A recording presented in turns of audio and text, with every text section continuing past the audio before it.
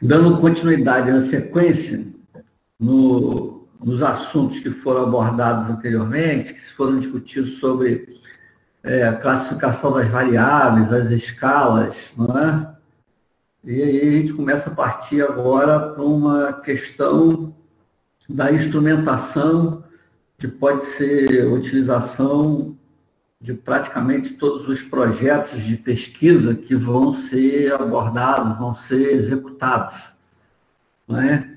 Então, a gente tem inúmeras possibilidades de utilização desses instrumentos e eles também vão nos dar aí uma condição de tabulação de dados e, ao mesmo tempo, permitindo, de acordo com as suas características, a utilização de testes estatísticos mais apropriados, mais adequados, e também com construção de alguns índices que facilmente você pode calcular, utilizando-se de qualquer ferramenta estatística ou qualquer software, para fazer uma análise sobre esses aspectos, não é? Então, a gente tem aí, numa anamnese bem feita, eu posso coletar informações, inclusive, que favoreçam alguns dados socioeconômicos e que isso me permita, inclusive, um tratamento não só da descrição da minha amostra, das suas características em termos de valores absolutos, valores percentuais, mas também para alguma utilização com alguns testes de correlação, né, que vão aí justificar uma aproximação entre duas ou três ou mais variáveis, gerando uma associação que pode ser aí justificada em função dessas informações. Então, sempre uma anamnese deve ser muito bem feita para recolher dados que futuramente a gente possa usar dentro dos nossos tratamentos estatísticos e apresentar como resultados e, inclusive, utilizar como justificativa de alguma ocorrência, né, durante o experimento sobre essas condições, ou pela classe econômica, ou pela idade, ou por comorbidades, né, utilização de determinados medicamentos, tudo isso que você coleta informações nessa anamnese. Então, ela tem que estar muito alinhada com o processo da pesquisa e as variáveis que vocês vão utilizar, não é? Então, isso é interessante chamar a atenção para isso. É o tipo de entrevista que também você pode fazer junto à anamnese, não é? Que também, às vezes, vocês vão partir, não sei se tem alguém no grupo, que vai partir para pesquisas de área qualitativa, e que aí abre um outro leque sobre entrevistas e questionários que permitem perguntas abertas, não é? É um outro processo que deve ser observado com muita cautela para você conseguir identificar as palavras-chave ou as chaves de respostas que são mais comuns, mais frequentes e que ali possa traduzir ou numa análise de conteúdo, como análise de conteúdo de Bardan, ou ainda esse instrumento que foi inicialmente utilizado com essa entrevista, permitir uma continuidade da formação de um questionário fechado, utilizando-se de uma escala de Likert, né, que permita, então, com respostas fechadas, um tratamento mais adequado, visto que essas respostas ou opções de respostas vão obedecer esse critério de hierarquização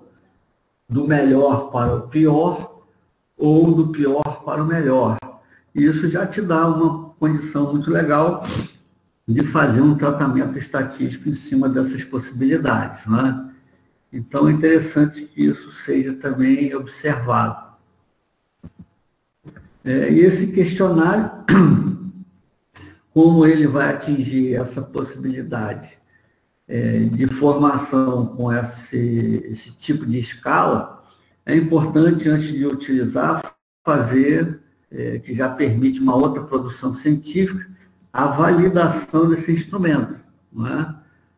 E aí vai criar alguns critérios que eu vou abordar um pouco mais à frente, mas que vai ser bem interessante porque abre possibilidade de aumentar a produção científica com mais um artigo de validação sobre um instrumento que você vai usar no seu projeto de pesquisa.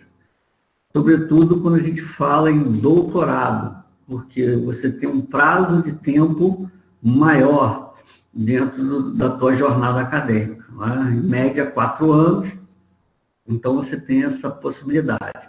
No mestrado isso fica mais difícil, visto que só 2 anos para a realização do teu curso, né? Ou se o teu próprio projeto vai ser considerado como a validação desse instrumento, que também pode ser uma alternativa.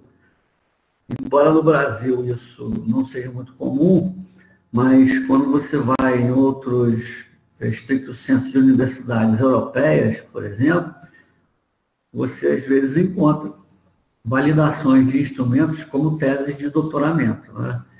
Então, abre aí um leque, mas essa escala de Likert é muito importante, porque ela te permite observar com valores em scores sobre as condições de cada pergunta ou de cada dimensão contida num questionário como esse.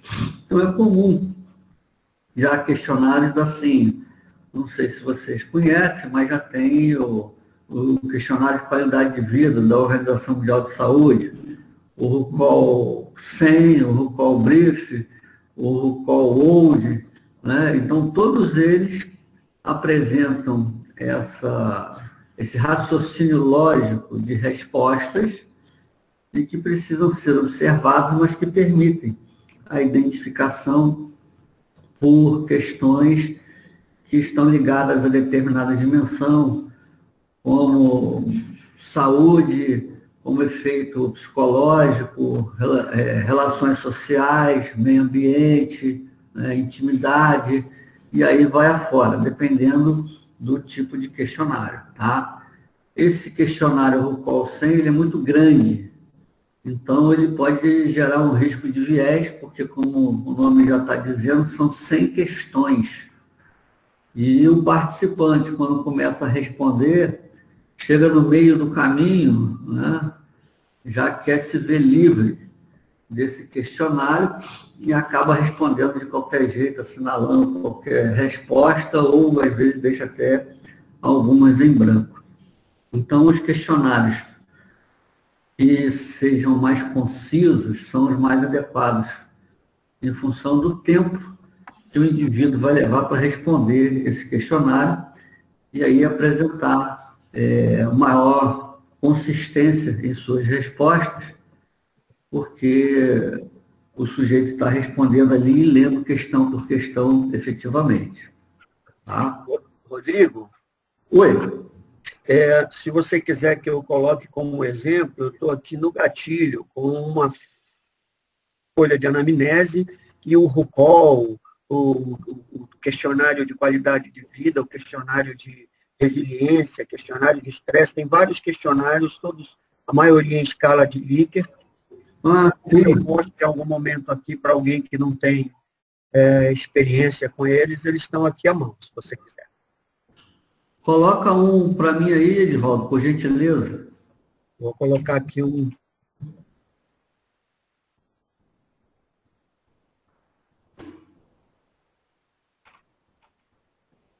Compartilha aí com a gente. Já estou chegando nele aqui. Bota um RUCOL.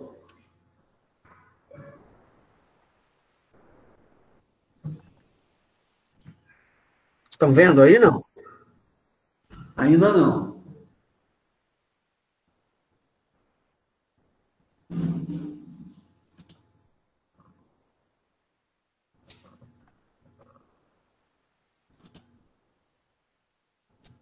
Agora está chegando. Tá, né? Tá. A sua área de trabalho. Aí. Apareceu, né? Então, olha, isso aqui é uma uma ficha de anamnese que eu estou desenvolvendo para comparar as características, tanto físicas, composição corporal, aspectos emocionais dos árbitros de basquetebol em cadeira de rodas do Brasil, durante o período da pandemia, quando nós não tínhamos jogos, e comparado com o período que nós retornarmos às atividades, né? Então, aqui tem uma ficha de anamnese, onde questões individuais da pessoa, a instituição, estado civil, profissão, reside, média de jogos que ele faz por ano no período normal, se ele usa algum tipo de medicamento regularmente, se fuma, se usa bebida alcoólica, se usa droga, café, estatura, massa corporal, circunferências, simples, e se ele teve coronavírus, né? Para aquilo que me interessa para poder fazer as discussões lá na frente. E aqui, olha, eu tenho um teste para ver o nível de atividade física deles em cada momento. E aqui o que o Rodrigo está falando, olha, o RUCOL 100, que visa discutir as características de qualidade de vida deles. Então, a gente vai fazer isso, fez isso há 2 meses atrás, e vai fazer 3 meses depois que as atividades da confederação voltarem ao normal. Fica à vontade aí para você falar, está aí o RUCOL 100. Na realidade, o que a gente quer mostrar é que em cada pergunta existe ali 5 opções de resposta de acordo com esse questionário. E reparem que as opções de respostas correspondem aí que está mostrando na tela a nada, muito pouco, mais ou menos, bastante, extremamente. Então, eu tenho uma hierarquia de resposta, né? Então, o que acontece? Quando a gente vai jogar isso para uma tabulação de dados em Excel, eu não tenho como lançar o texto, nada, muito pouco, mais ou menos, bastante, extremamente. Mas cada resposta dessa vai ter uma correspondência numérica, na qual eu vou chamar de score. Então, nada vai corresponder ao score 1, muito pouco ao score 2, mais ou menos ao score 3, bastante ao score 4, extremamente ao score 5. Então, eu tenho uma progressão de 1 a 5 desses scores. Aí eu consigo fazer um tratamento estatístico, porque os softwares de estatística, eles vão trabalhar com números, não vão trabalhar efetivamente com palavras. E, então, a partir disso, eu consigo combinar, de acordo com o instrumento, uma estatística provavelmente não paramétrica, né? Depois a gente vai ter uma possibilidade de discutir esses testes e suas consistências futuramente, mas isso já me permite fazer, tipo, na anamnese do que Edivaldo mostrou, colocou idade, e eu tenho qualidade de vida, eu já posso tentar fazer uma associação, um teste de correlação, para observar se aqueles indivíduos que são mais velhos, né, têm maior idade, apresentam também maior nível de qualidade de vida no geral, ou essa qualidade de vida ela pode ser ainda desmembrada em dimensões na qual este mesmo instrumento permite avaliar. Né? Pode ser que só um quesito, só uma dimensão desse questionário venha a ter essa condição de análise, que dê um resultado com uma correlação moderada forte e que seja significativa, para dizer que existe realmente uma correlação ali. Tá? Então, nesses questionários, a gente tem que analisar as perguntas, porque algumas delas podem ter um sentido invertido sobre a consideração desses itens, desses scores. E aí, quando eu for tabular, eu vou fazer um score reverso. Então, se o sujeito marcou 1, eu coloco 5. Se ele marcou 2, eu coloco 4. Se ele marcou 3, continua 3. Se ele marcou 4, eu coloco 2. E se ele marcou 5, eu coloco 1. Então, é possível que isso ocorra, como é o caso específico dos questionários RuPaul. Eu vou ter, nesses questionários, algumas perguntas que já são previamente marcadas, que elas, quando forem ser tabuladas, precisam ter essas questões com score reverso. Fala, Divaldo. São 18 questões das 100 que precisam ser revertidos. Isso. Mas isso também tem no questionário RuPaul breve e também tem no Old. Eles também fazem, só com uma quantidade menor. Mas também tem que prestar atenção sobre essas questões, porque senão ela muda completamente a interpretação do instrumento. Não é? E aí a gente fica navegando e sem sair do lugar. Tranquilo? Valeu, Divaldo. Professor Rodrigo, posso fazer uma pergunta? Sim, pode. Nesse caso aqui, o professor Divaldo compartilhou com nós uma anamnese. A anamnese a gente tem uma liberdade maior para fazer, até para uma identificação da amostra. No caso aqui, o questionário que foi utilizado é um questionário já validado. No caso da minha tese, eu posso criar esse questionário com uma certa finalidade para os objetivos que eu tenho da minha proposição de tese, ou esse questionário ele já tem que ser validado. Você pode fazer as duas opções, entendeu, bem? Só que se você for validar, você tem mais trabalho e vai ter que publicar para validar, o que aumenta também o seu potencial de produção. Claro. Não é? Mas você pode utilizar um instrumento já validado, desde que ele atenda ao seu objetivo. Certo. Perfeito? Entendeu? E você, falando em tese, quer dizer, eu já penso em doutoramento, eu tenho mais tempo. Claro. E aí é possível que você tenha tempo de validar, publicar, né, esse questionário e utilizá-lo no seu experimento. Entendi. Que aí está tranquilo, tá? Agora, se ele não tiver validado, não dá para usar. Ok, explicado. Cientificamente está fora. Tá? Ele não vai ser útil nesse momento. Obrigado, grato. Falou? Divaldo? Agora, isso, interrompe aí, por favor. Obrigado. Veja bem, você tem os prós e os contras, tá? Quais são os prós? O RuPaul 100, por ele ter 100 questões, a lógica de formação desse questionário é permitir fazer replicação de questões fora da sequência da ordem, que se referem ao mesmo assunto, só que escrito de uma outra palavra, uma outra forma, para confirmar a tua resposta. E aí é feita uma média sobre aquelas questões. Tá certo? Mas são 100 questões. Qual é o contra?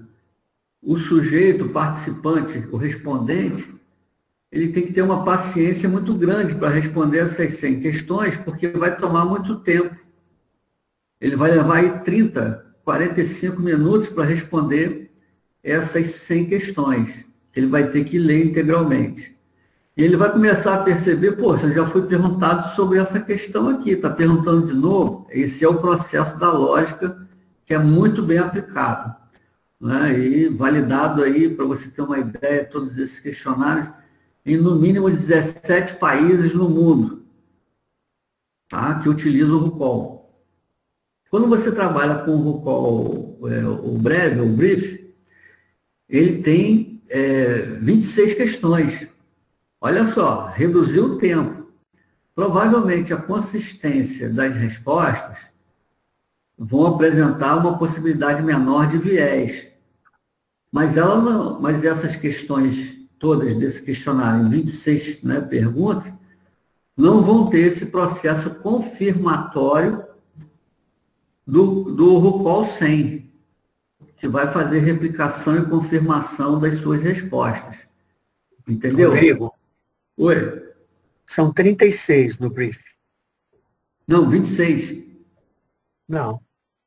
Ó, eu estou mandando aí para ajudar na tua resposta e na compreensão do Marcelo, eu estou colocando aí no grupo um resumo das vantagens e desvantagens de cada um deles, tá? Do RUCOL, o 100, o brief, tá certo, são 26, 26. O SF, então, isso. O RUCOL o SF, 24. Isso, e o SF é que são 36. Isso. Então, tem aí vantagens e desvantagens dos 4. Eu já coloquei aí no grupo, tá? Beleza, show de bola. Porque aí vai depender, assim, da tua opção. Eu posso escolher o 100, é um instrumento melhor, mais apurado, mas a margem de erro vai ser grande, porque o participante não vai ter paciência de responder um questionário com 100 questões, apresentando consistência nas suas respostas. Por outro lado, esse questionário RUCOL 100, ele tem uma gama de dimensões maiores a serem avaliadas. O RUCOL Brief, não, ele só tem 4 dimensões. Né? E aí tem uma quantidade de questões menor. E o RUCOL Old, que você não comentou, mas que também tem, é um questionário validado especificamente para pessoas idosas, com 24 questões, tenho 6 dimensões ali, e elas vão me permitir analisar algumas situações que se referem à autonomia, se referem a efeitos psicológicos, relações de intimidade, como se comporta com o passado, presente e futuro, e suas expectativas, né? Então, assim, você tem um propósito de utilizar cada um deles e ver qual que pode te resolver, ou seja, aquele instrumento que mais te atende em relação aos teus objetivos e métodos que você vai utilizar, não é? Tu imagina se tu vai usar 3 questionários, um de resiliência, um de autoestima e o RUCOL 100.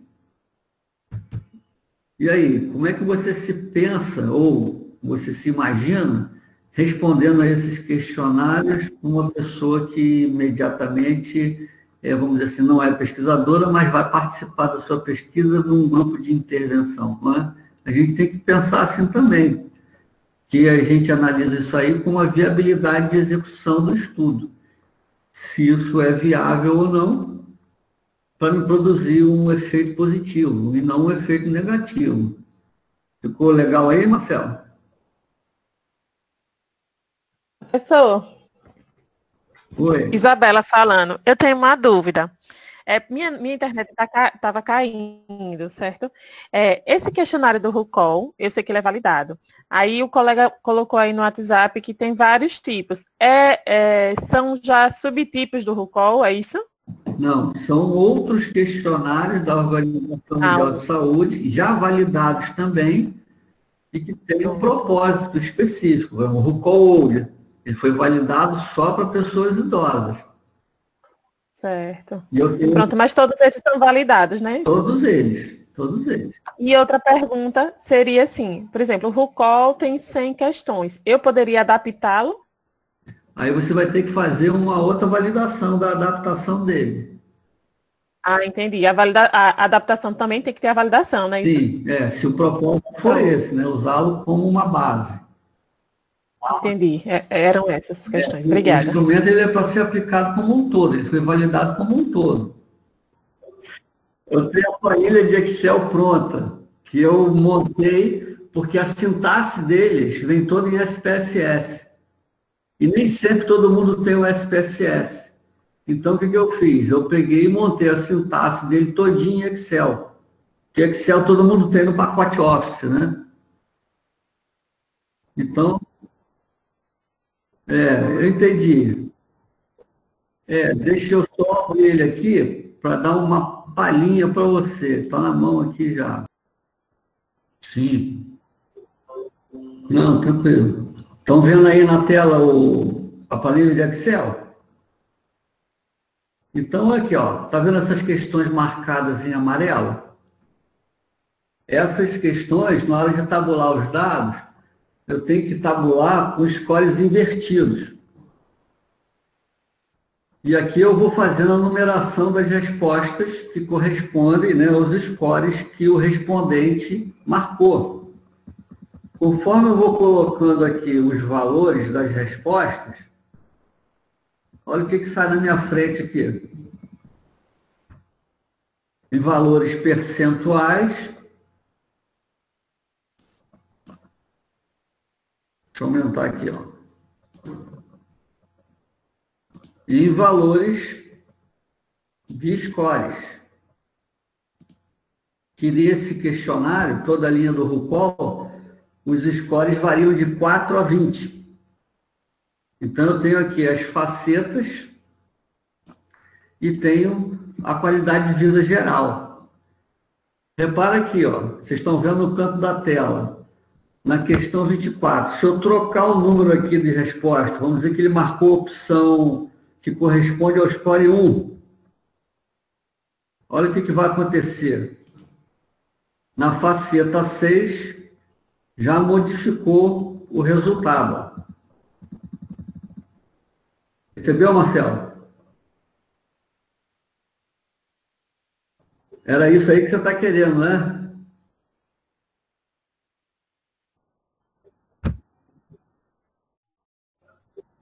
Isso. Que aí você tem aqui o índice por faceta, por dimensão, e da qualidade de vida geral. Tá vendo? E eu tenho isso aí tanto do breve, quanto do RuPaul 100 e do RuPaul Old. Esse aqui que eu estou mostrando é do RuPaul Old. Você está usando qual? Eu tenho ele também.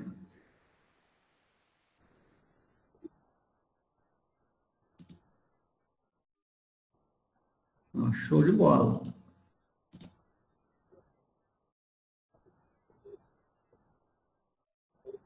Não, tranquilo, porque aí fica muito mais fácil, né? Porque quando você for tratar os dados, você não vai fazer resposta por resposta. Você pega as dimensões, as facetas e a qualidade de vida geral para fazer essa análise.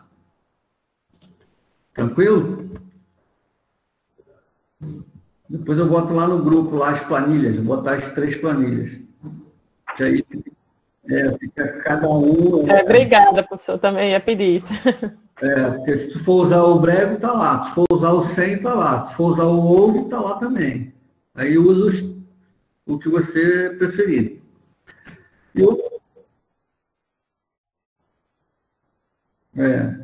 E outra coisa interessante também é você construir alguns índices que podem denotar essas ações em relação à observação e análise do resultado. Tá? Como é que a gente pode fazer isso? Eu posso criar um índice relativo de variação percentual, né? Observando qual foi a variação do pós-teste para o pré-teste. E isso o Excel me permite fazer, assim como o delta absoluto, só a diferença, que os próprios testes estatísticos normalmente já vão me dar essa diferença de média. E às vezes isso é interessante ou não. As revistas têm pedido muito a variação percentual, além do effect size, que a gente vai falar mais lá frente, né? Então, a variação percentual, eu vou trabalhar com a planilhazinha de Excel também, né? O pós-teste dividido pelo pré-teste, com o símbolo de percentual menos 100. Tem outras formas que vão gerar o mesmo valor, que você pode colocar. Mas você, para trabalhar com Excel, você tem que fazer, não sei aí se a galera, se o pessoal é do tempo do joguinho de batalha naval. Vocês já jogaram batalha naval uma vez na vida?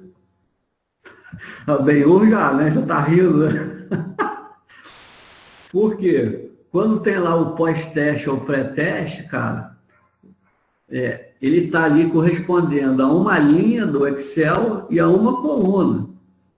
Né? A2, A5, eu vou botar exatamente na minha equação essa situação. A2, eu não vou botar o pós-teste, eu boto A2, eu boto a célula, né? E para inserir uma fórmula em Excel, eu tenho que botar o sinal de igual, né? Então, vamos ver aqui. Estou com uma planilhazinha de exercício aqui, só para mostrar rapidamente.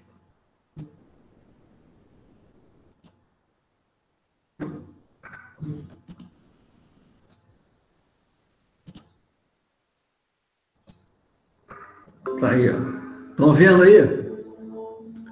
Então, pensa aqui, ó. Deixa eu aumentar aqui. Ah, não, já está grande. VTC1 para VTC2, ó. Eu vou calcular essa diferença. Ó. Vou botar o sinal de igual. VTC2 é o pós-teste, certo? Então, eu vejo aqui, ó, que ele está na coluna G, linha 2, G2 dividido no Excel é o sinalzinho de barra, F2, que é onde ficaria o pré-teste, certo? Percentual menos 100. Coloquei a equação. Pronto, eu já tenho variação percentual aqui, ó.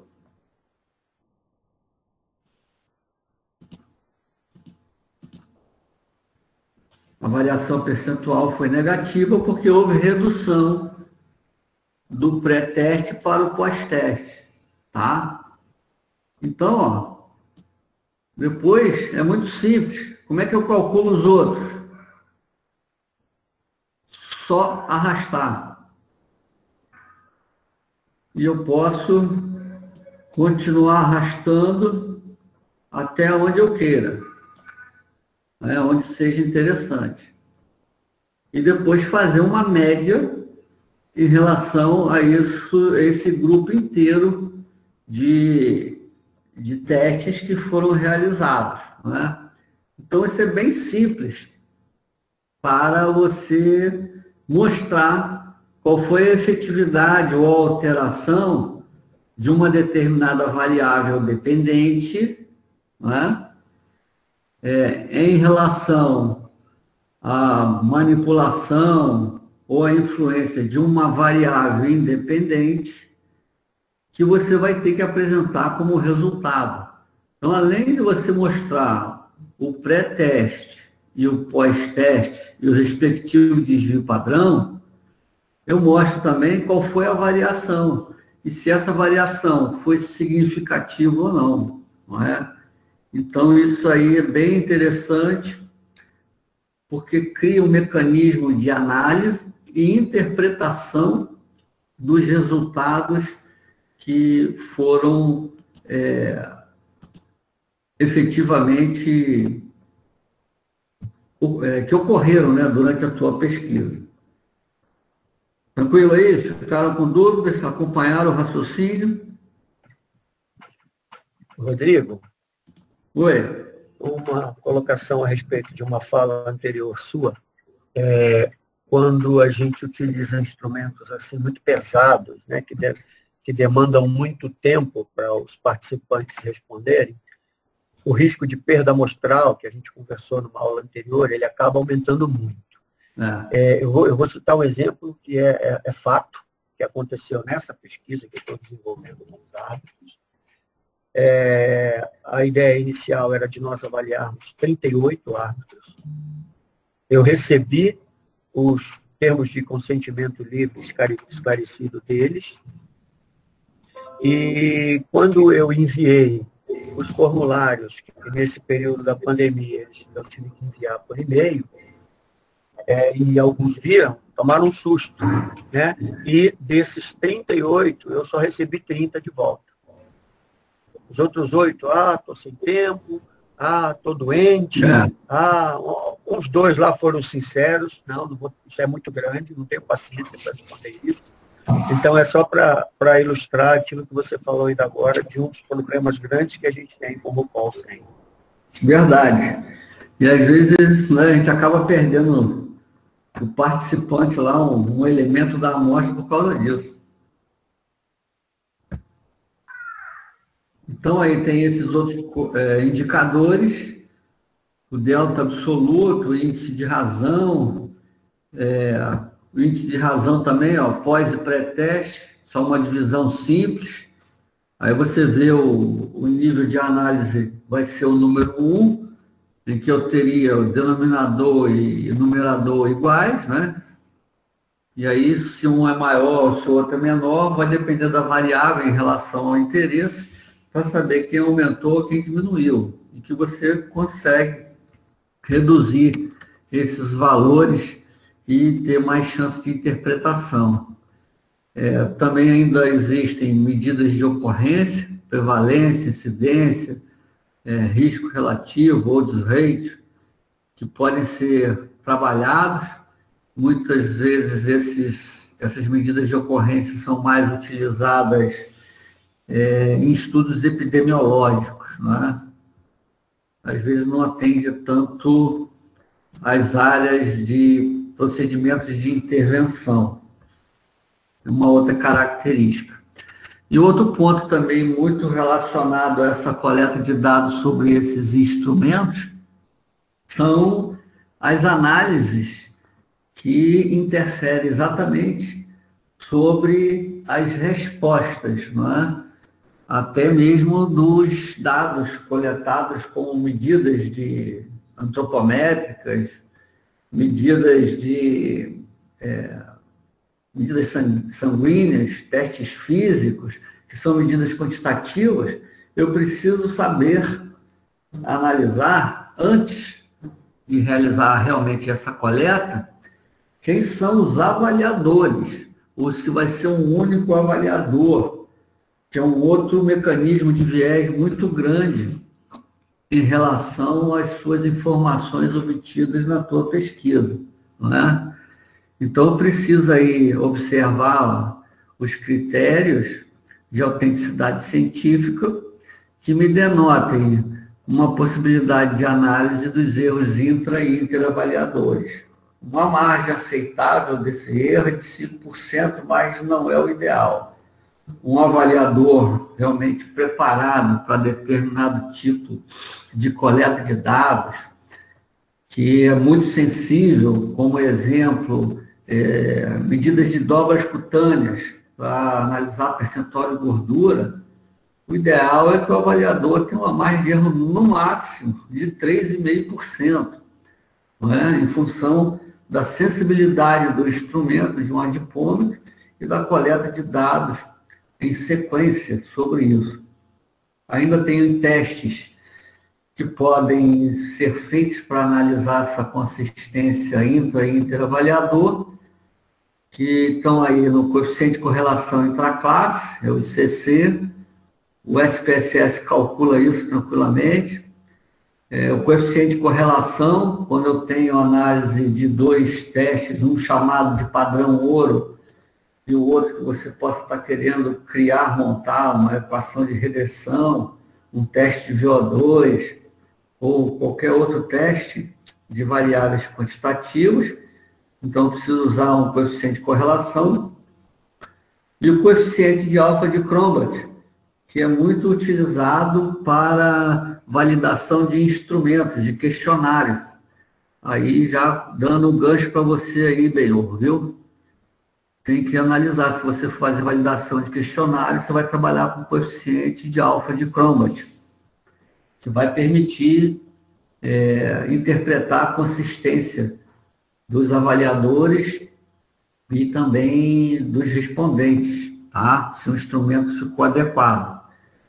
E outro teste também muito utilizado é o nível de concordância de capa, para observar principalmente sobre análises qualitativas, instrumentos de validação que se referem a imagens, possibilidades de técnicas e erros na natação, por exemplo. Participei de uma pesquisa recente agora, que estava se validando o instrumento de técnica dos 4 estilos de nado.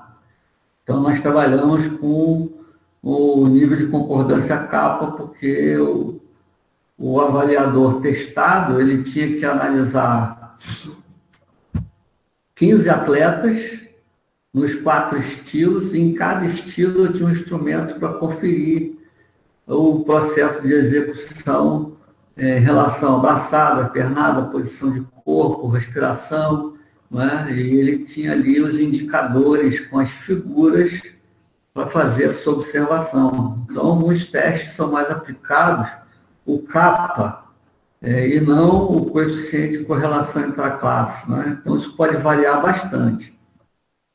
E isso tudo está aí dentro dos critérios de autenticidade científica, para observar objetividade, fidedignidade, confiabilidade ou validade, né?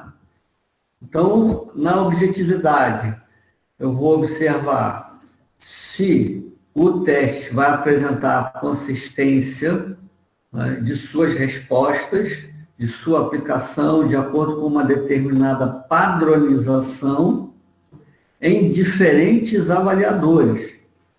E eu preciso ter um valor satisfatório em relação a esses testes estatísticos que vão me dar a possibilidade de conferir que a minha equipe de avaliadores para coletar aquele determinado dado, aquela determinada variável, né, eles vão ter ali uma semelhança muito grande em relação à aplicação e provavelmente as respostas também.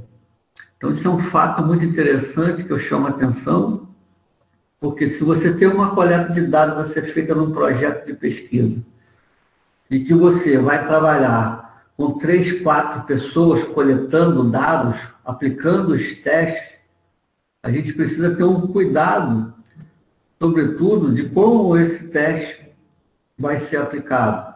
Então, é importante treinar a equipe que vai fazer a avaliação em relação a todos os procedimentos, tomar todas as precauções para que os testes sejam realizados sempre nas mesmas condições. E aí se refere a clima, né, o ambiente, se refere à motivação e às técnicas específicas de cada teste. Em muitas situações, isso não ocorre. E depois, quando você vai analisar a parte de tratamento de dados, aí você não encontra diferença entre pré e pós-teste se houve uma intervenção de 12 semanas, por exemplo. Mas por que não houve? Será que a intervenção não foi suficiente para promover essas alterações fisiológicas, biomecânicas ou psicológicas em determinado grupo de indivíduos? Ou será que foi o avaliador que errou, visto que ele não estava treinado a aplicar aquele instrumento, não é? Então, esse é um ponto muito interessante que precisa ser chamado a atenção, porque nesse ponto você praticamente está jogando um tempo fora, né? Um tempo enorme da sua pesquisa. Nadar e morrer na praia. Vamos considerar assim. Porque se a intervenção foi feita de maneira adequada, como planejado, o período em que a fundamentação teórica aponta que vai mostrar alterações fisiológicas, biomecânicas e psicológicas, é pertinente ao que você planejou. E por que não ocorreu aquela variação? Pode ser que o erro esteja na coleta de dados, que o erro esteja exatamente com o avaliador, né? Então, a gente precisa tomar cuidado com isso. E esse é um dos critérios muito importantes quando você tem a utilização de uma equipe. tá? E se eu tenho somente um avaliador, eu tenho que saber se esse avaliador está apto, se ele apresenta a reprodutibilidade para a aplicação desse teste de maneira adequada, entende? Que é um outro ponto. Em muitas situações, você não tem uma equipe, é só você mesmo que vai trabalhar. Ou um avaliador único, específico, de determinadas variáveis. Então, tem que saber se eles são experientes. Quanto maior for a experiência do avaliador com esses testes, melhor. Por quê?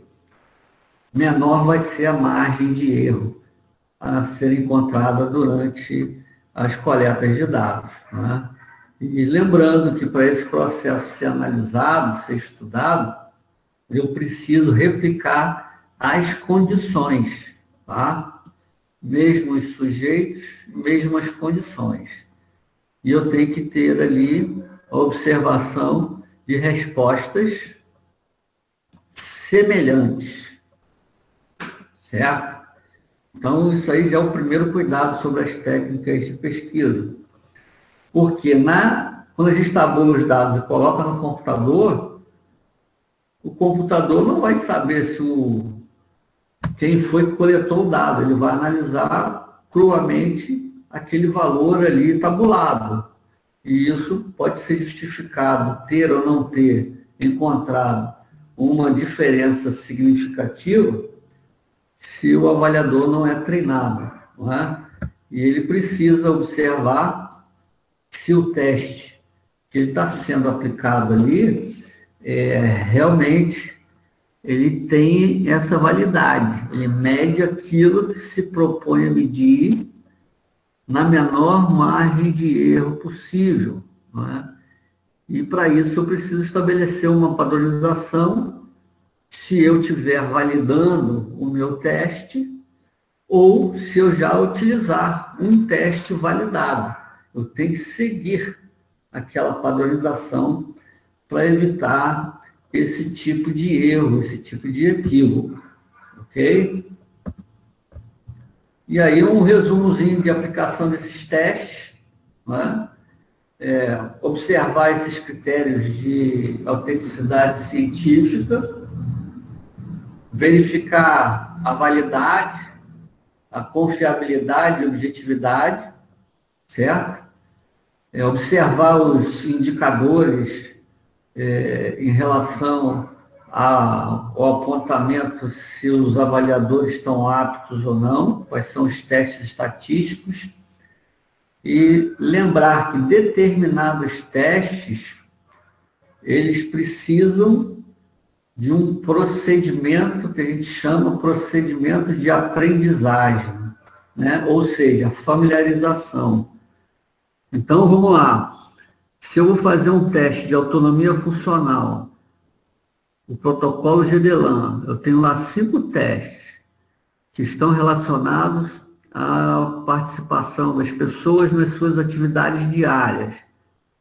Então, eu tenho caminhar 10 metros, sentar e levantar 5 vezes consecutiva.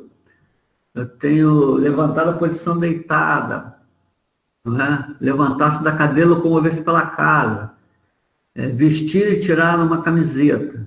Repara o seguinte, esse tipo de teste não necessita de familiarização, porque esses testes fazem parte do cotidiano das pessoas. Então, eu não preciso fazer familiarização com esses testes. Eu preciso, na hora, explicar o teste, como ele é feito. Simplesmente isso. Por outro lado, se eu vou fazer o teste de uma repetição máxima, ou de teste de repetições em exercícios físicos, da modalidade de musculação, por exemplo, e o indivíduo nunca fez musculação. Aí a senhorinha vai lá fazer musculação a primeira vez. Como é que eu vou fazer um teste de repetição, ou um teste de repetição máxima com essa senhorinha, se ela nunca fez musculação? Não é? Eu vou estar sempre subestimando essa aplicação desse teste. E nesses casos, desse exemplo, eu preciso fazer 2, 3, 4 sessões com o mínimo de carga, mas para que a pessoa, o indivíduo, possa aprender a executar aqueles movimentos que são específicos. Porque se isso não for feito, da mesma forma, eu posso ter um excelente avaliador, mas eu vou subestimar os valores de carga, porque provavelmente, nesse exemplo, essa senhora, essa idosa, ela não vai apresentar uma coordenação motora adequada para a execução do movimento específico. Deu para entender isso aí? Né? Então, eu preciso observar os testes que eu vou aplicar, a escolha desses testes, que correspondem às minhas variáveis de estudo, para evitar os erros, né? E, assim, fazer o processo de aprendizagem, quando necessário, visto que a familiarização vai me gerar consistência nas respostas. Tá? Então, isso aí é interessante, porque você consegue minimizar as possibilidades de erro, né, em relação à coleta do teu estudo, do teu experimento. E, estatisticamente, a gente vai analisar esses valores de correlação para observar se eles são fortes, moderados, né, ou fracos. Quando eu tenho uma comparação de um teste que eu estou querendo validar ou criar em relação a um instrumento já existente, considerado como gold standard ou padrão ouro, aí eu posso analisar os valores encontrados de R. Tá certo? O que isso vai me mostrar?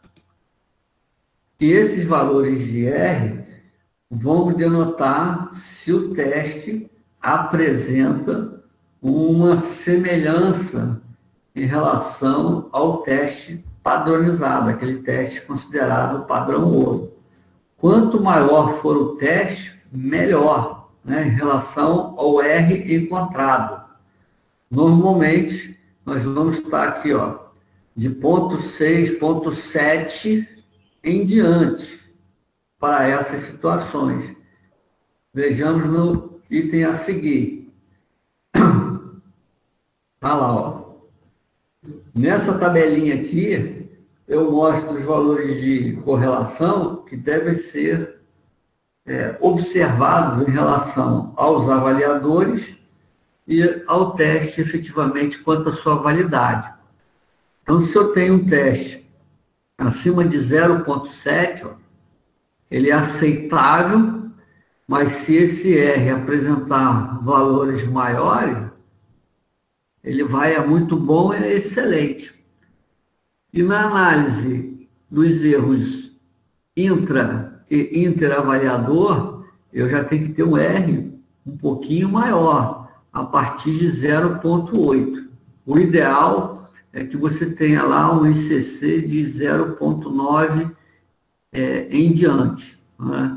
Mas nem sempre todos os testes vão produzir esse valor.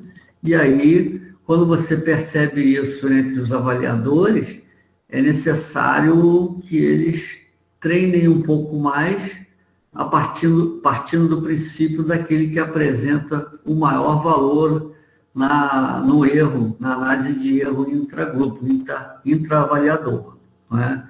Então, isso aí está bem formulado, tabelado, você encontra isso em diferentes fontes bibliográficas, e aí eu já sugiro para vocês um livro de estatística de apoio, né, que é o do Triola. Já tem aí já nem sei mais quantas edições esse livro já foi publicado, acho que já está na 15ª, por aí, algo assim, né? Então, essa referência que eu botei aqui embora seja 99, mas, se eu não me engano, a última edição publicada foi de 2017. É um livro muito bom, didático e com já informações para a utilização de alguns softwares. Se eu não me engano, ele usa o Stata, que é um software estatístico. Tá? E aí, moçada, antes da gente entrar especificamente nas planilhas de Excel e os testes, a gente vai ver também as formas de interpretação desses resultados que vão se traduzir em formatos de tabela ou de gráficos. Né? Então, tabela. Olha aí como é que é interessante, às vezes, fazer uma análise de percentual. Até o professor Emílio já colocou lá no chat como é interessante trabalhar com percentual. Isso aqui para você descrever a amostra. Eu tenho um quantitativo numérico absoluto. Em cada categoria etária, em relação aos idosos, esse aqui é do protocolo Gedelan. Então, tem lá o grupo 1, 2, 3, 4, 5, em diferentes categorias a cada 5 anos, e o G5, que é de 80 anos, né? Inclusive, e mais. Então, a gente vai diminuindo esses quantitativos por faixa etária, mas no total, quantas pessoas foram pesquisadas? 1.433 pessoas idosas. Né? E o quanto cada grupo etário representa sobre esse total em valor relativo. Então, eu posso mostrar isso em tabela. E fica claro, fica muito fácil de você entender. E toda tabela e todo gráfico, ele tem que ser autoexplicativo. Eu preciso entendê-lo assim que eu o vejo. Não é? E por isso muitos necessitam de colocação de legenda abaixo da tabela, né, ou dos gráficos, para que você compreenda alguma sigla, algumas situações que determinam essas condições. Não é? Então, fica claro uma análise de você perceber que o maior percentual de participação de grupos de pessoas idosas foi na faixa etária de 60 a 64 anos. 541 participantes, que corresponderam a 37,75% do total da minha amostra. Né? Então, esses são pontos que são interessantes para que sejam considerados diante da forma como você vai expressar os seus resultados. Os gráficos, aí tem inúmeros gráficos. Né? O curvograma, que vai seguir uma linha de quantidade de frequência de determinada variável em função dos meses, do tempo. Não é? Eu tenho o polígono de frequência, que vai já querer mostrar um gráfico que vai perceber qual é a faixa etária em que ocorre a maior quantidade de óbitos. Não é? Eu tenho aqui outro polígono de frequência com um histograma. Aí eu já começo a analisar se a minha distribuição desses dados de determinadas variáveis vão se mostrar com uma distribuição que se aproxima da curva de Gauss. Né? Vai apresentar gaussianidade, ou seja, normalidade. Né? Então, a gente vai ver isso daqui a pouquinho. Outros gráficos que eu posso fazer por coluna. Né? Esse gráfico aqui já são trabalhos de intervenção, que você percebe nitidamente que eu tenho três grupos diferentes, analisados em pré e pós-teste. E tem essas barrinhas aqui, ó, que representam um desvio padrão. E esses valores no topo de cada coluna são os valores representados pela média. Né? E aqui, ó, temos um símbolo, está pequenininho, vou ver se eu aumento aqui, ó. um asterisco e um hashtag. O que significa o asterisco? Aí eu vou diminuir um pouquinho de novo. Está aqui na figura. Quando eu tenho uma diferença de pré para o pós-teste. E o hashtagzinho, joguinho da velha. Quando eu tenho diferença do pós-teste desse grupo para o segundo grupo e o terceiro grupo. Então, eu já faço essas indicações dentro do próprio gráfico, de maneira que eu perceba aqui o valor da média e uma medida de dispersão, normalmente o desvio padrão. Não é? E lembrando que todo gráfico ele deve estar sempre apresentando variáveis ou uma única variável que apresente a mesma unidade de medida. Okay? Esse aqui é um outro gráfico fazendo comparação entre duas intervenções de ciclismo indoor em relação à resposta de lactato, num trabalho de efeito agudo, analisando uma seção apenas, mas que essa seção foi dividida em 5 etapas. Processo de aquecimento, o estágio 1, estágio 2, estágio 3 e a recuperação. Né? E você faz a mesma coisa, dando uma ideia de continuidade em cada linha. Cada linha representa uma seção de trabalho que foi comparada. E os desvios foram colocados na linha de cima só para cima e o da linha de baixo só para baixo, porque se eu colocasse tanto para cima quanto para baixo, as linhas poderiam se interpor e aí dificultaria o processo de visualização e identificação do desvio padrão. E a assinalação dos momentos em que houve aqui uma diferença estatisticamente significativa entre um estágio e outro. Né? Então, tenho várias produções de gráficos,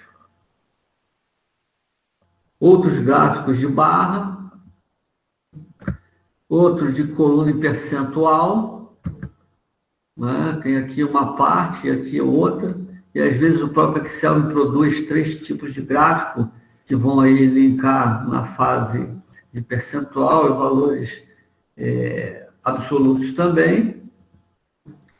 O gráfico setorial, que todo mundo chama gráfico de pizza, né? Mas que eu posso colocar os valores absolutos ou relativos dentro do gráfico, fora do gráfico, com seta. Posso fazer que essas partes delimitadas sejam separadas, né? Também isso é possível. Gráficos com figuras, pictogramas, podem ser usados para algumas pesquisas. Um cartograma, gráficos regionais. Nós fizemos um levantamento do Índice de Desenvolvimento do Esporte no Estado do Rio de Janeiro. Foram 92 municípios avaliados, né? Publicado na Suderj. Produziu-se um livro sobre esse processo.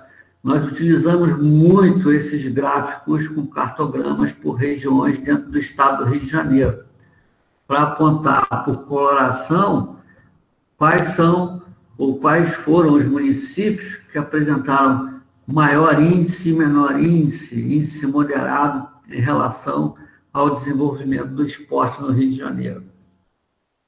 O gráfico polar é uma outra forma de apresentação de resultados.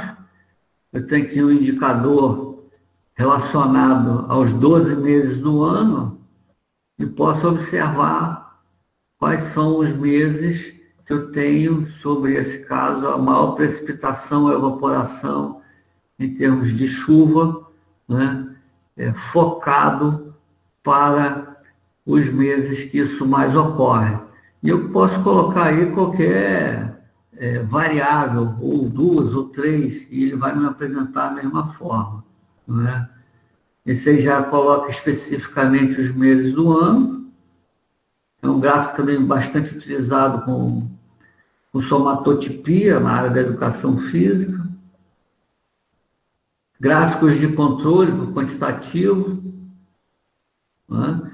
Então, o resultado depende muito do que você tem e como você quer expressar, para você ampliar a sua forma de atrair o leitor para ler na íntegra o teu material, o teu artigo, o teu produto.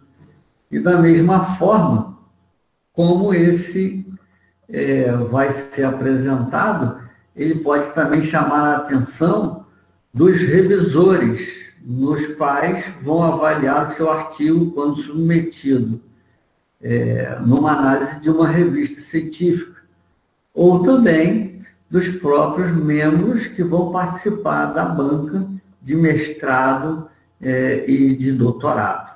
Então, isso aí vai depender bastante da forma como você pode fazer, e você ainda pode fazer gráficos com figuras blocadas, né? Então, eu boto 2, 3, 4 gráficos e edito uma única figura.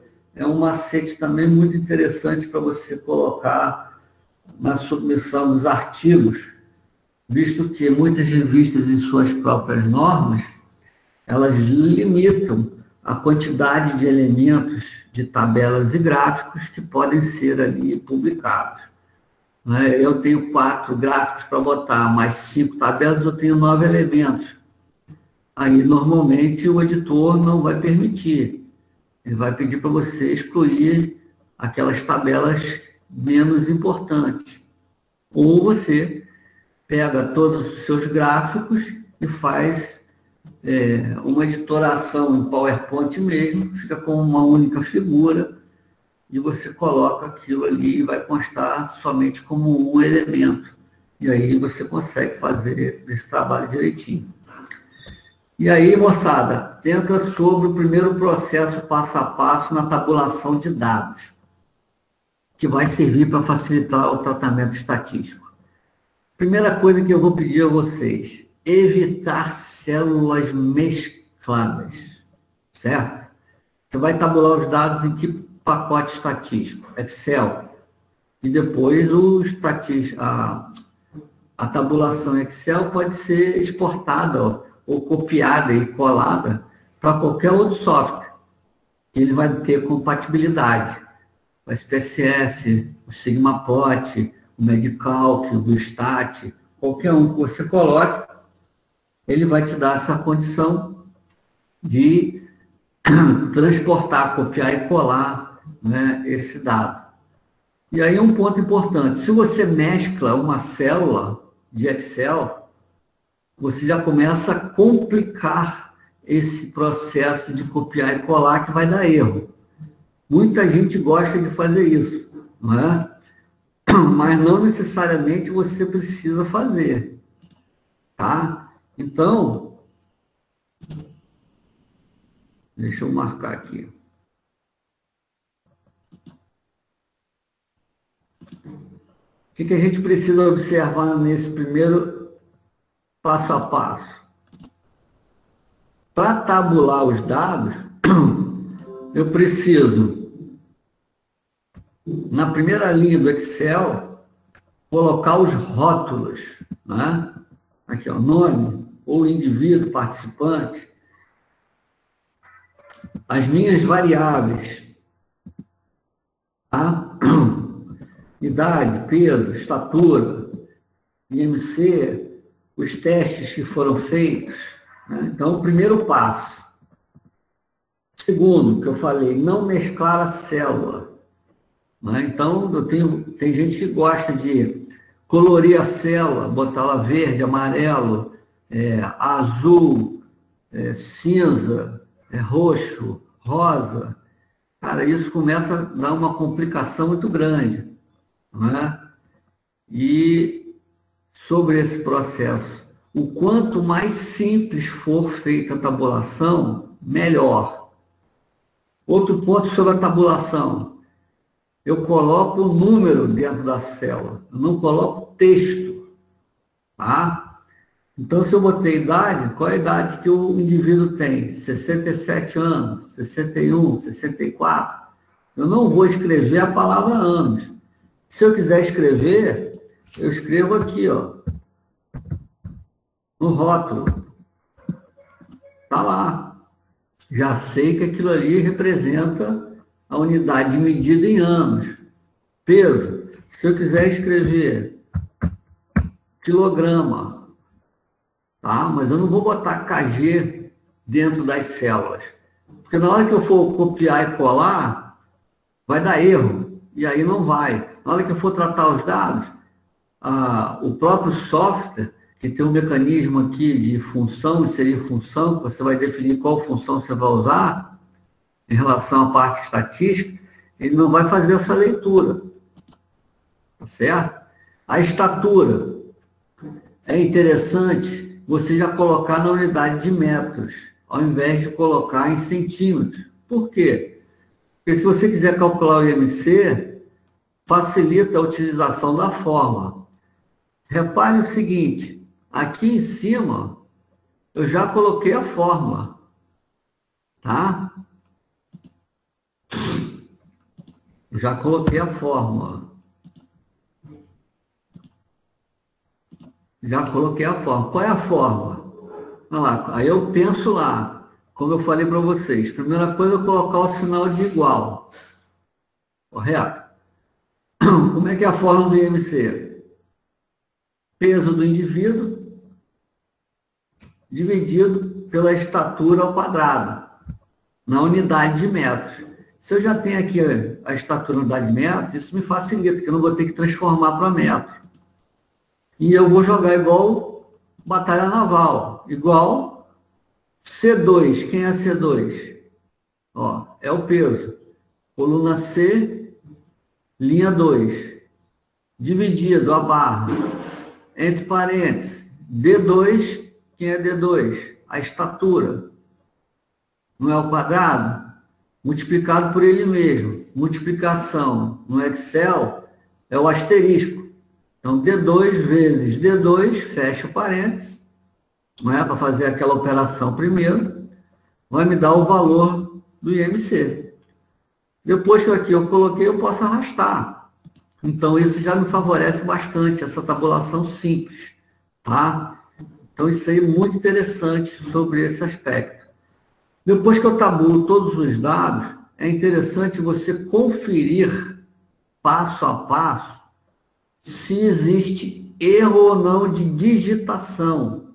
Não é? Imagina que aqui, na estatura, ao invés de eu colocar 1,46, eu coloque 1,46. Eu tenho que atentar como é que está programado o meu Excel. Ele vai ler vírgula ou ele vai ler ponto? Se o seu Excel tiver em inglês, normalmente ele lê ponto. Em português, ele vai ler vírgula.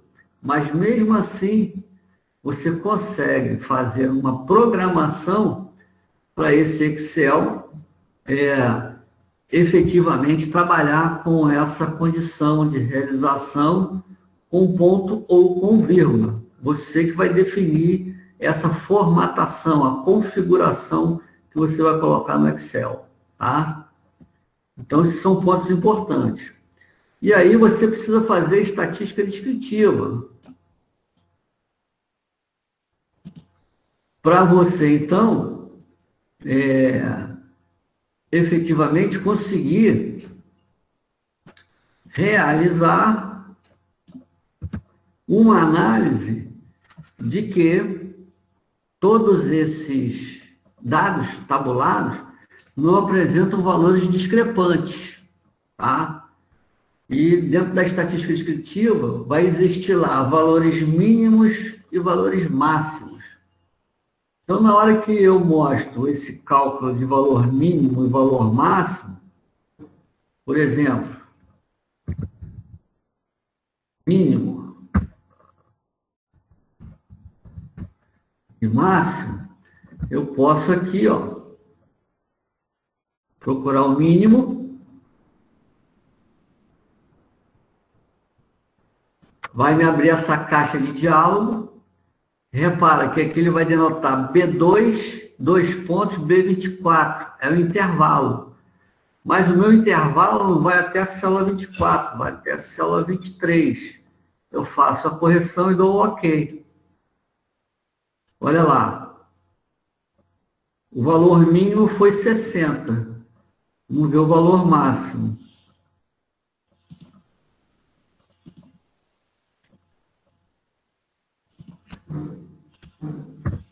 B2, 2 pontos, B23, 78. Bom, isso aqui já me dá um indicador interessante. Por quê? Se eu estou trabalhando com pessoas idosas, eu preciso saber se a idade de todos que foram coletados foram de pessoas idosas. No Brasil, idoso é com 60 anos e em diante. Né? E se teve algum erro de digitação. Por aqui, eu já tenho uma noção de que isso não ocorreu. Eu tenho ali a idade mínima, 60, e a idade máxima, 78. Então, eu já vejo qual é a minha amplitude, que é a diferença entre o máximo e o mínimo. Então, eu estou vendo a amplitude total, já é uma medida de dispersão que vai me ajudar a identificar possíveis erros. Não é? Então, imagina aqui que eu tenha colocado na linha 18 da coluna B, que eu tenha digitado errado, que eu tenha colocado ali somente o 6 e o 0 não foi digitado. Ó, ele já vai identificar cá embaixo. Tá certo? Ou eu tenho pessoas que foram coletadas com 56 anos. Olha, ele vai me identificar. Então, isso para mim é um ponto interessante porque me facilita sobre a conferência específica na minha tabulação de dados. Não é? Então, essa é a primeira parte que se refere a essa digitação. Simplicidade, correto? Simplicidade, só números, observar se é ponto, se é vírgula, o meu separador decimal. Se eu vou inserir outros dados, colocando fórmulas e equações, né? E verificar se esses valores digitados apresentam erros ou não. Tranquilo aí? Então, o primeiro passo. Um outro macete também que ajuda a visualizar as variáveis, repara o seguinte, que eu fixei a primeira linha. Ó, eu mexo aqui no Excel, mas eu deixo a primeira linha fixada. Eu tenho como fazer isso. Se eu for aqui em exibir, congelar painéis. Ó, descongelar painéis, congelar a linha superior, congelar a primeira coluna. Né? Então, isso foi o que eu fiz aqui para facilitar a minha tabulação de dados. Aí eu posso acrescentar mais dados nas linhas subsequentes, mas as variáveis vão estar aqui sempre aparecendo para mim, o que vai me dar ali uma garantia de que eu vou estar preenchendo, tabulando os dados na coluna correta, né? Aquela coluna que corresponde àquela informação. Tranquilo aí? Como é que tá? Dúvidas?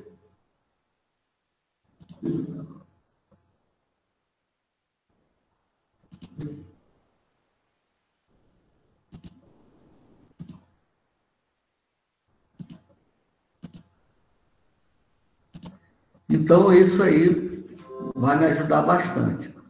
E aí, depois a gente entra nessa fase da estatística descritiva, propriamente dito, para analisar as distorções, analisar a normalidade e depois, quando possível, fazer a inferência estatística. Esse tratamento estatístico, ele vai depender muito da tua tomada de decisão em função das informações que você tenha e que já foram abordadas anteriormente. Tipo, de variável é importante você analisar. A escala de medida que você também tem como característica da variável é um outro ponto. Em muitas situações é um questionário, talvez isso me represente uma escala ordinal e já me dê um indicador de utilização de abordagem não paramétrica. Ou você tem uma variável que é quantitativa. Opa, talvez aí já seja melhor a utilização de uma abordagem paramétrica, né? Vai depender também da distribuição dos dados que você vai analisar e observar se eles seguem uma distribuição próxima da normal ou não. Lembrando que para tratamento com abordagem não paramétrica, isso não gera influência, mas com abordagem paramétrica, isso é importante, que é um pré-requisito para a utilização dos testes. E aí vem os pacotes estatísticos. Olha, Excel já mostrei hoje, né? SPSS a gente já vai trabalhar nas próximas aulas. Sigmaplot é um programa muito bom para gráfico. O programa R e o EpiInfo, o professor Emílio apresentou na aula passada, né? Tem o SAIS, que você precisa também trabalhar com programação. Tem o Stata, que o próprio livro do Triola, que eu recomendei para vocês, trabalha com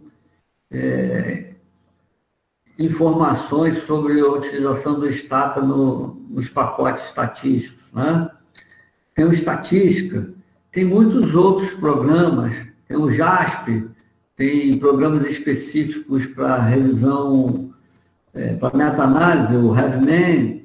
Então, assim, tem o Medicalc, que eu gosto de usar para fazer teste de concordância de Bland-Altman e também para curva ROC. Então, cada um vai se apropriar de uma ferramenta, de um pacote desses, que tenha a possibilidade de calcular tudo aquilo que ele precisa de uma maneira, vamos dizer assim, eficiente, rápida, porque você vai precisar se ambientar com os caminhos dos comandos que cada software trabalha. A forma de tabular os dados para você fazer esse desenvolvimento e analisar como ele se processa, não é? E aí é um mecanismo de utilização de procedimentos que vai ser passo a passo realizado por vocês. E aí a gente entra já na parte concisa da estatística descritiva. Qual é o objetivo de uma estatística descritiva? Entenda o seguinte, que para qualquer projeto que vocês venham a realizar,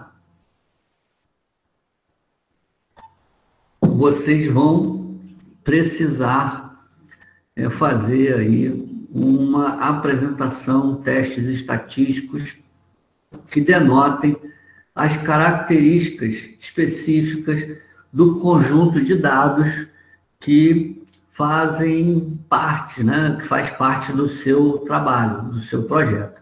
Você vai apresentar, de qualquer forma, testes que representem, talvez, com certeza, ou não sei, depende do que você vai fazer, mas você vai botar lá medidas de tendência central, medidas de dispersão, né, e medidas de localização.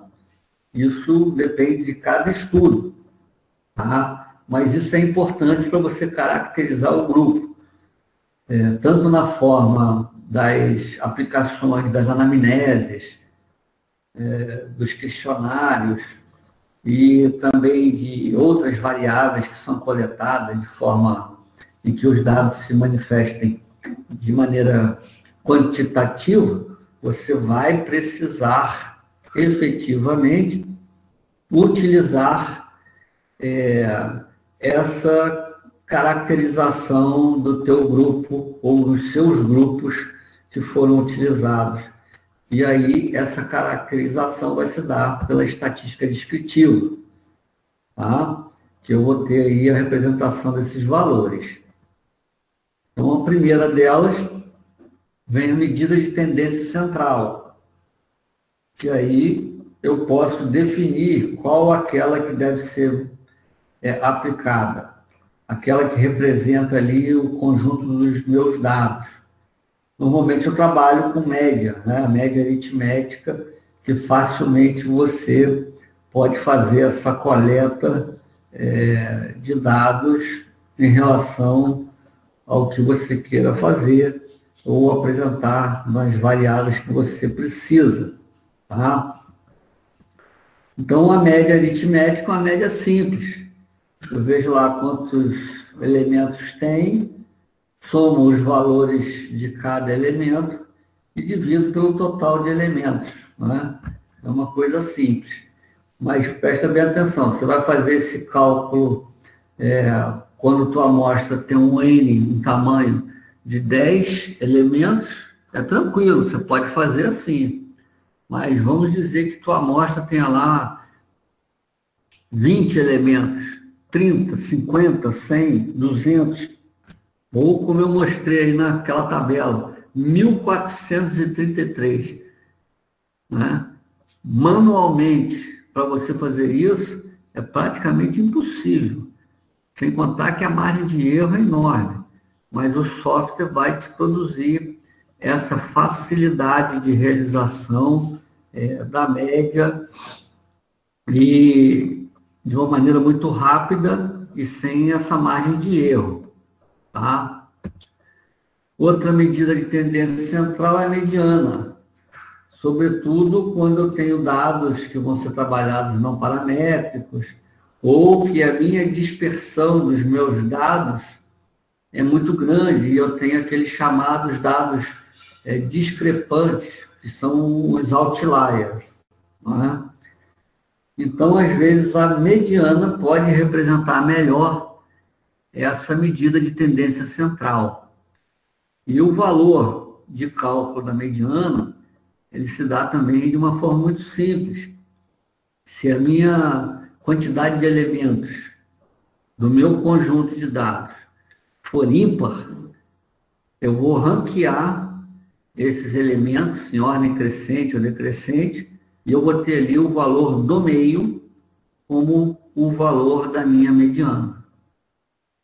Se a minha quantidade de elementos for par, eu vou observar os dois valores que vão estar no meio e vou fazer, então, a média sobre eles. Não é? Então, é mais ou menos isso que está aqui no slide. Ó. Aqui eu tenho 4 elementos no meu conjunto. Vou fazer a média entre os dois do meio, que coincidentemente são 3. Aqui, nesse outro exemplo, eu tenho lá 4 elementos, os dois do meio, 18, 19, a mediana vai ser 18,5. Tá? Se o conjunto for ímpar, eu já vou direto no elemento do meio. Nesse exemplo aqui, ó, eu já analiso que a mediana é 80, porque ele está exatamente no meio. E quando ele está no meio, nós também podemos dizer que essa mediana representa o percentil 50, tá? Representa o percentil 50. Então, isso é um ponto importante, porque daqui a pouco a gente está falando em percentil, e isso aí, quando eu digo que a mediana é o percentil 50, é porque aquele valor vai estar exatamente no meio desse ranking, dessa variável, dessa amostra. Tá? Então, a gente vê aqui nesse gráfico que esse percentil 50 exatamente vai representar a mediana da amostra. E essa linha que está aqui demonstrada é o que a gente chama da curva de Gauss, tá? Que tem aqui, por esse desenho, uma boca de sino gerada para baixo, vai apresentar aqui uma condição de distribuição normal. e vê que o lado esquerdo espelha o lado direito, não é? Então, isso é muito interessante quando ocorre nos nossos dados. Nem sempre isso ocorre, né? E tem outras formas de ajustamento que vão favorecer essa condição. Então, quando eu digo que o percentil é 50, ele está no meio, eu tenho que 50% da minha amostra está à minha esquerda, né? À esquerda da tela de vocês, e os outros 50 aqui, ó, vai estar à direita, né? Bem distribuído sobre essa condição aí, tá? E a outra medida de tendência central é a moda, que é o valor que ocorre com maior frequência, quando o meu interesse é observar variáveis que denotem essa estimativa de frequência, né? Então, moda é o valor que mais se repete, tá certo? Se eu tiver dois valores, aí eu vou chamar esse conjunto de bimodal. Se eu tiver mais do que dois valores, eu vou chamar esse conjunto de multimodal. Tudo bem? Então, a gente tem aí a classificação observada entre esse conjunto de dados, tá? E que eu vou verificar aqui de todos esses elementos desse conjunto de dados, quais foram aqueles que mais se repetiram. Eu vou ver que o 18 é o que mais se repete, né? Quando isso também interessa para você, o programa, o software, já vai fazer esse rastreamento sem que você precise ficar olhando célula por célula, não é? Que aí não dá. E para a gente aí partir lá para o Excel, o que a gente vai ver? Que em relação às características dessas três medidas de tendência central, o que uma apresenta em relação às demais? A gente vai ver, por exemplo, quando eu vou calcular a média, eu vou considerar todos os valores do meu conjunto de dados. No entanto, se eu tiver algum outlier, algum dado discrepante, esse dado pode ser puxado para cima ou para baixo, tá certo? E isso pode efetivamente desviar essa medida de tendência central. Mas, quando você analisa os artigos científicos e as publicações, de uma maneira geral, você vê que, dentre as medidas de tendência central, a média, com certeza, é a mais utilizada, mesmo quando se trata de variáveis que apresentam escala ordinal, não é? Que seria, no caso, a mediana mais apropriada. Por que isso? Exatamente por dar uma noção de todo o conjunto de dados, não é? Então, se vocês procurarem os artigos científicos, quase todos eles vão estar sempre apontando, dentre as medidas de tendência central, a média, e não vão falar de mediana ou moda, tá? Mediana, ela não vai considerar todos os valores, porque ela só é calculada pelos valores do meio, né, do percentil 50, exatamente como eu mostrei no gráfico anterior. E, então, ela não tem ali nenhuma influência de valores discrepantes, tá certo? Então, a gente tem que perceber essas utilizações, tá? E moda, normalmente é utilizada para variáveis nominais, porque vão apresentar frequência de respostas. Então, isso aí é interessante observar, visto que, na realidade, vocês vão utilizar mais os valores de média do que propriamente os valores de características como mediana ou moda, não é? Tranquilo até agora, pessoal?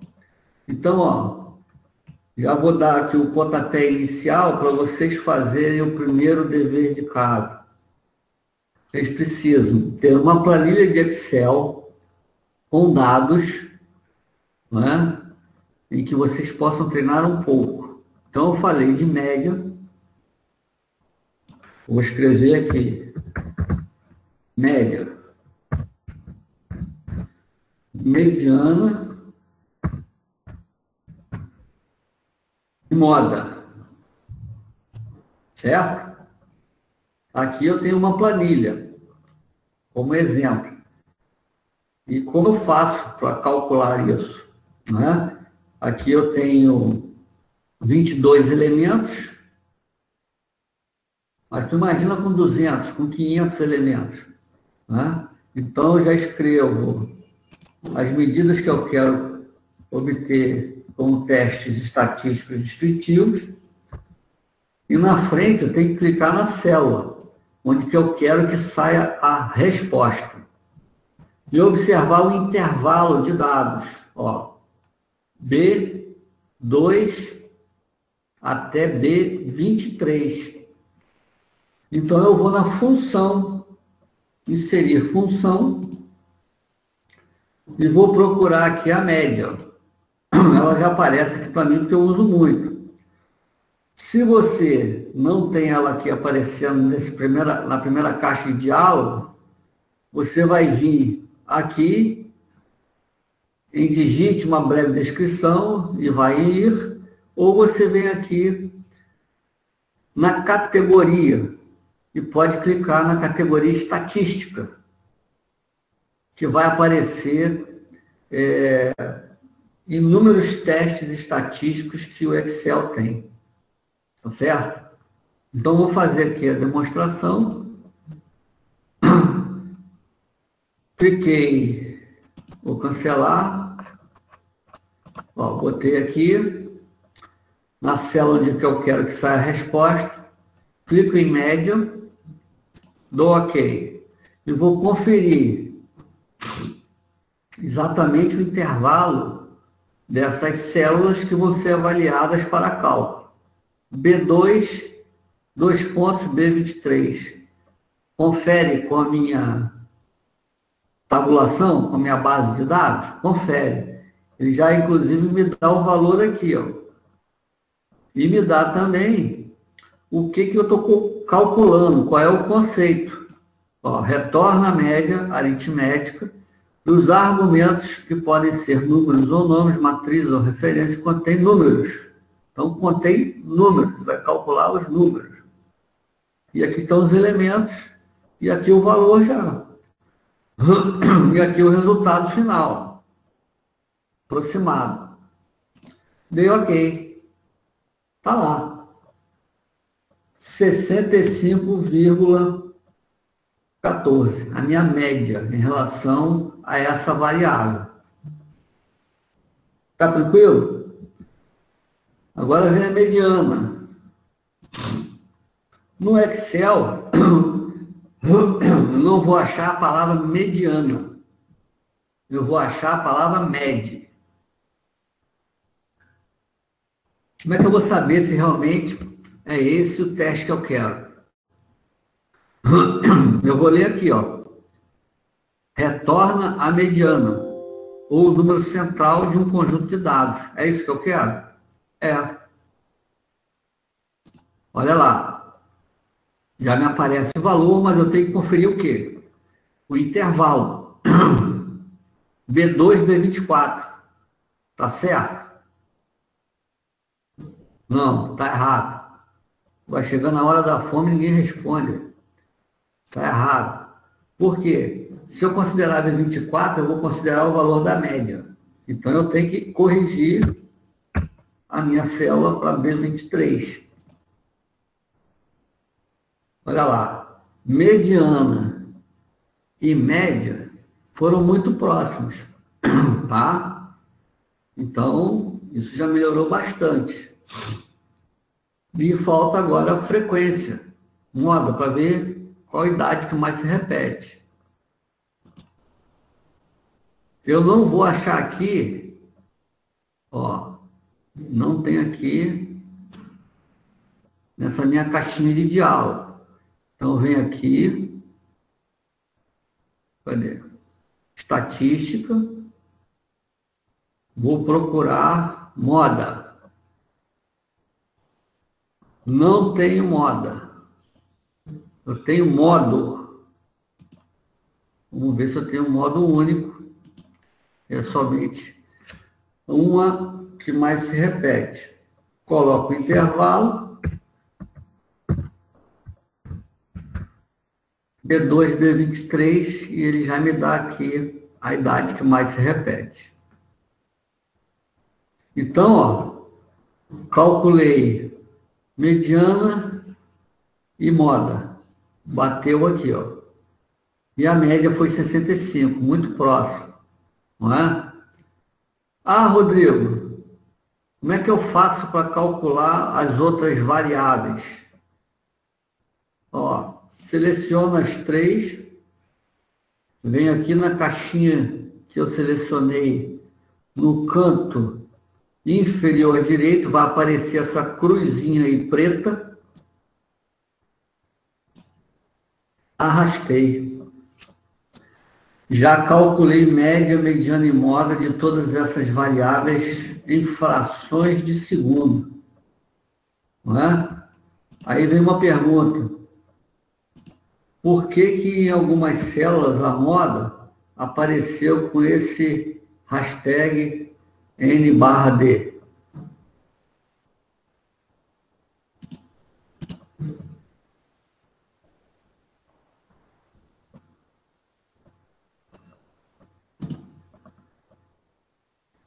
Porque não tem nenhum número que se repete ali. Então não vai ter moda. Tranquilo aí, pessoal? Hein, Rodrigo? Isso é o que a gente chama de uma amostra amodal, correto? Exatamente, não tem. Né? Então, assim, o Excel, ele dá muita coisa para a gente. E está finalizando aqui o tempo, mas na próxima aula a gente continua com os outros testes estatísticos que a gente vai aprender a buscar aqui na função, inserir função, né? E depois também eu vou mostrar como é que a gente dá uma turbinada no Excel para ele produzir algumas informações e outros testes estatísticos de uma maneira mais rápida e eficiente. E a gente vai ver também que é possível pegar todos esses dados, eu copiar e colar no SPSS e trabalhar tudo também. E aí a gente vê quando interessa usar qual o software, o pacote, que te fornece o output, né, que é o catálogo de respostas, de uma maneira mais adequada para você utilizar esse material aí. Tranquilo aí, pessoal? Então, para a próxima aula, vou pedir a vocês para trabalhar uma planilhazinha de Excel, correto? Montar essa planilha com algumas variáveis para a gente começar a fazer esses exercícios aqui em aula. Então, hoje eu fiz aqui, ó, média, mediana e moda. Foi só um demonstrativo. Aula que vem, vocês vão fazer média, mediana e moda, ainda mais as medidas de dispersão e de localização, com assimetria e curtose. Tá? Então, agora a gente já entra propriamente nos testes, o que eles representam e como eu vou encontrar esses testes nos pacotes estatísticos.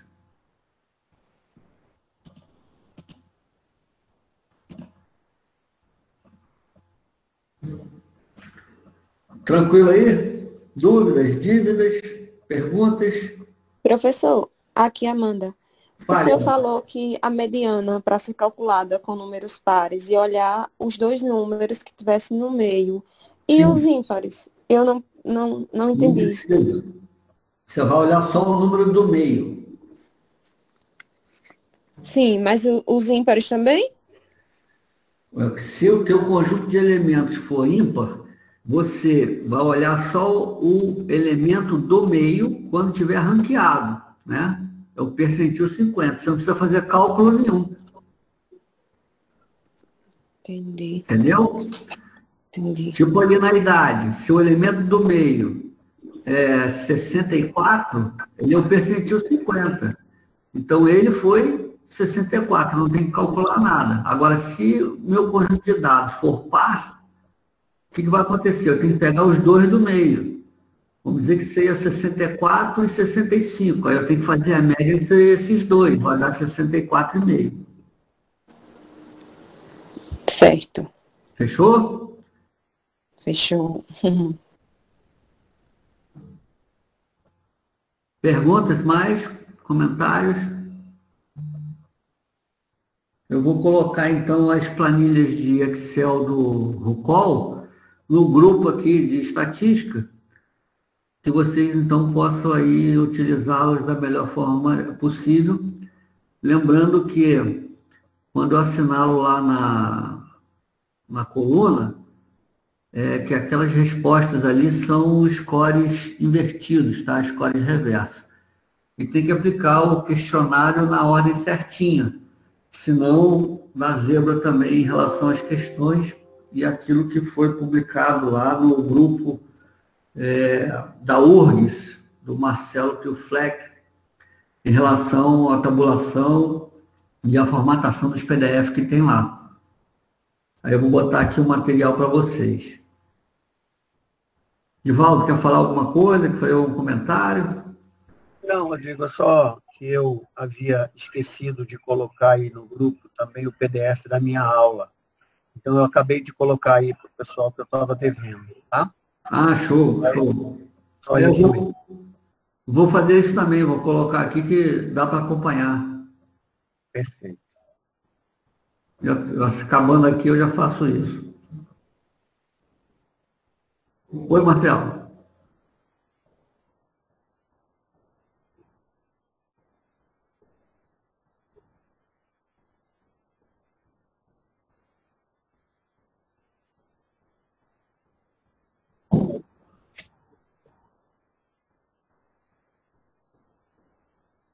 É, demora um pouquinho, né, Marcelo? Acho que é 1 hora para tu fazer isso.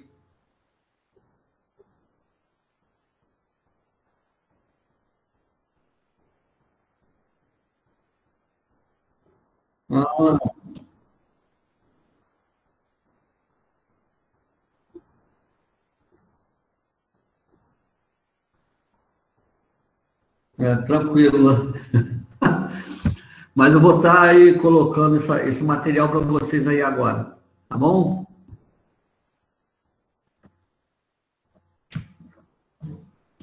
Então, moçada, vamos nos despedir por hoje. A hora do almoço está chegando. Na dúvida, estaremos aí na aula que vem, tá?